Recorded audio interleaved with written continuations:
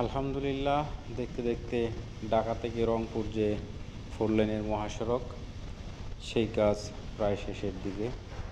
তো এটা আসলে 4 লেন বলা হলে ওটা মূলত 6 লেনের সড়ক। কারণ এই যে আমি যাচ্ছি, এই পাশে 2 লেন, তার ডান পাশে 2 লেন।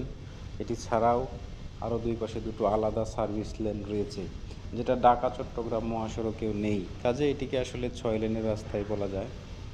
তবে যারা উত্তরবঙ্গে ঘুরতে যেতে চান, বাইক লাভার রয়েছেন, তাদের জন্য এটি একটি ভালো খবর। এখন আর উত্তরবঙ্গ যেতে হলে আপনাকে এত কষ্ট করতে হবে না। সেই ভাঙাচোরা বগুড়া যাওয়ার দিন শেষ।